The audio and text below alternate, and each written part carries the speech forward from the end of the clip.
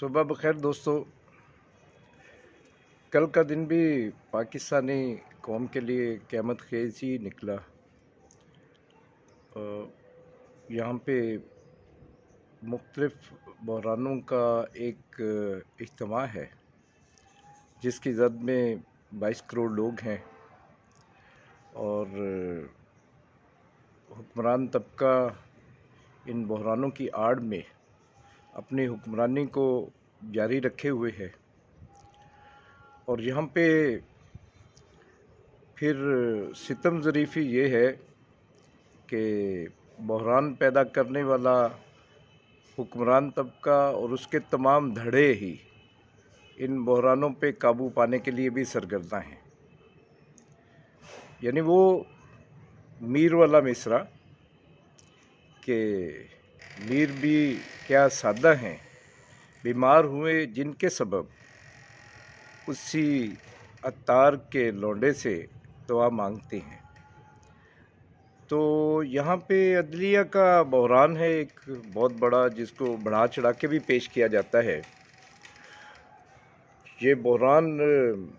शायद कोई आइन और कानून की मुशगाफियों की वजह से या उनके सबब बर्पा नहीं है, अगरचे ऐसे करार दिया जा रहा है। ये अदलिया मतलब इसकी एक तारीख़ है। पूरे पाकिस्तान के लोग अब तो बच्चा बच्चा जानता है कि कोई ऐसा आमर और अवाम दुश्मन ऐसा नहीं आया जिसके पीछे ये अदलिया ना खड़ी हुई हो। और कई आमरों को तो इन्होंने बिन मांगे कई साल की हुक्मरानी भी दी और आइन में तरमीम का हक भी दिया।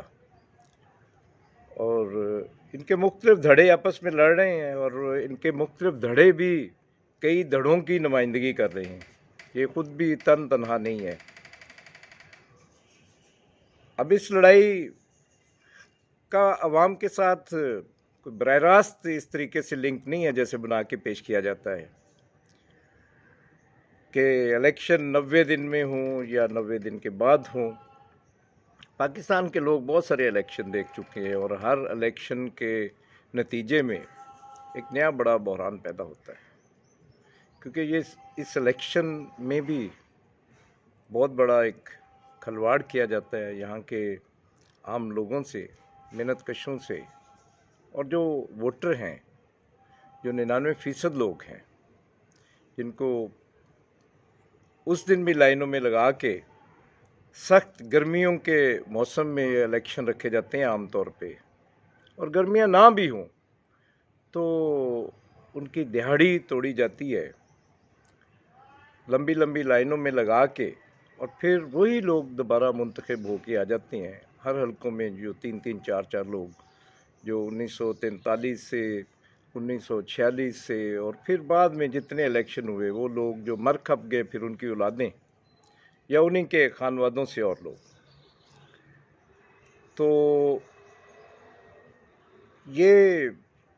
एक तरफ अदलिया का ऐसा बहरान है जिसमें ये बयान करने की कोशिश की जाती है कि इलेक्शन हो जाएं तो शायद यहाँ पे कुछ बहुत बेहतर हो जाएगा। तो बेहतर तो तभी हो ना अगर इनके पास कोई एक मुतबादल इक्तसादी प्रोग्राम हो, कोई और माशी प्रोग्राम हो, और कोई हुक्मरानी हो जो पहले ये करते हैं उससे हट के कोई हो। तो ये हुक्मरान धड़ों की लड़ाई है इक़्तिदार पे कब्ज़े के लिए, और उसमें एक तरफ नीम फाशिस्ट या फाशिस्ट रुझानात रखने वाला इमरान खान का धड़ा है, और जो पीछे उसकी जड़ें तालिबान तक पहुंचती है, बुनियाद परस्ती तक पहुंचती हैं। और अफ़गानिस्तान के अंदर जो एक लंबे अरसे से कुछ तो खून का खेल खेला जा रहा है, और जो ब्लैक मनी का जो खेल है, वहाँ से होती हुई ये फिर अब पाकिस्तान के इक़्तिदार के ऐवानों में और रियासती अदारों में ये लड़ाई हमें नज़र आती है, जो एक तरह की खाना जंगी है हुक्मरान तबके की। कि हमें हर रोज़ पता चलता है कि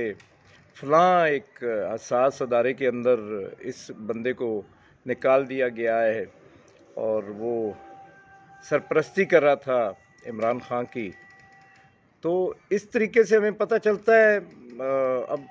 پہلے تو خاص لوگوں کو، خاص نگاہ رکھنے والے لوگوں کو پتہ تھا، اب ہر بندے کو پتہ چل گیا کہ یہ جو ایک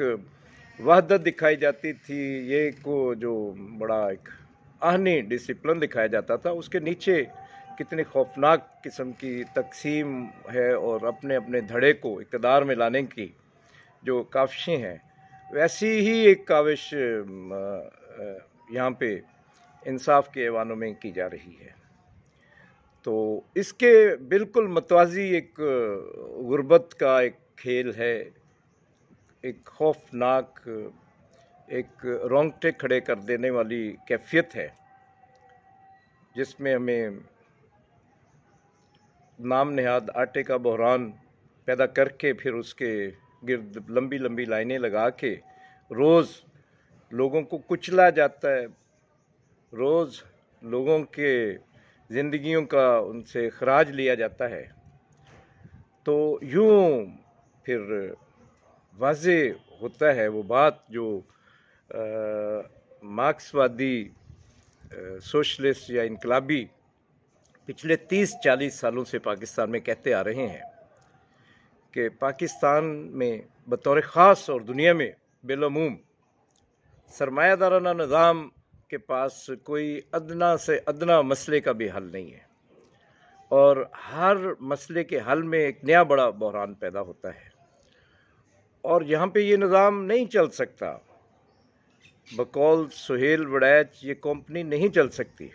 اور یہ ہم کہتے آ رہے ہیں کہ سرمایہ داری نظام بحرانوں کا نظام ہے، ہر بحران سے نکلنے کی کوشش میں ایک نیا بڑا بحران کا جنم ہوتا ہے، اور ہر بحران کا خراج یہاں کے محنت کش طبقے کو دینا پڑتا ہے، اور اس لیے میں سمجھتا ہوں کہ میں اپنی مختصر بات کا اختتام اسی بات پہ کروں گا کہ جب تک محنت کش طبقہ اس نظام کے خاتمے کے لیے یکجا نہیں ہوتا، یہاں کا مزدور، کسان اور طلبہ اس سامراجی، اس استحصالی سرمایہ داری نظام، یہ منڈی کی معیشت جو ہے جس میں 1% طبقہ تمام وسائل پہ قابض اور متصرف ہے، اس کا خاتمہ کر کے تمام وسائل کو 100% لوگوں کے لیے یکساں طور پہ نہیں مہیا کیا جاتا، تب تک یہ بحران چلتے رہیں گے، اور اس کی جو سب سے بھیانک شکل ہے وہ غربت میں اضافہ ہے، اور خودکشیاں ہیں، اموات ہیں، غیر طبعی اموات ہیں۔ تو دوسری طرف پھر اس بحران کا بڑا اظہار خود نظام چلانے والے حکمران دھڑوں کی آپس میں نہ ختم ہونے والی لڑائی ہے، اور یہ لڑائی جیسے جیسے بڑھتی جا رہی ہے اس کا پھر خمیازہ بھی خوفناک طریقے سے محنت کش طبقے کو ادا کرنا پڑ رہا ہے کہ مسلسل اس لڑائی میں جو ڈالر مہنگا ہوتا جا رہا ہے، جو زر مبادلہ کے ذخائر کم ہونے کی وجہ سے جو ایک قلت کی کیفیت ہے، اور وہ جینون قلت بھی ہے، اور اس میں پھر پیدا بھی کی جاتی ہے، چونکہ اس نظام کا بنیادی مقصد ہی منافع اور شرح منافع کمانا ہے، تو یہاں پہ پھر سارے سرمایہ داری نظام کے جو حصے دار ہیں وہ اپنا حصہ وصول کرتے ہیں۔ تو ہمیں اس ساری کیفیت کو، اس نظام کو بدلنے کی لڑائی میں بدلنا ہوگا، اور وہی ایک واحد حل ہے۔ میں سب لوگوں کو اپنی اس بات کے ذریعے کہوں گا کہ دنیا بھر کے محنت کشوں ایک ہو جو، ہمارے پاس کھونے کے لیے صرف زنجیریں ہیں اور پانے کے لیے دنیا، اور پاکستان کے محنت کشوں آپ کے پاس اب بہت زیادہ وقت نہیں ہے، اب ہاتھ پہ ہاتھ رکھ کے بیٹھے رہیں گے تو یہ مصائب، یہ ستم، یہ استحصال بڑھتا جائے گا۔ ہمیں سوشلسٹ انقلاب کے لیے سب کو اکٹھا ہونا پڑے گا۔ سرخ سلام۔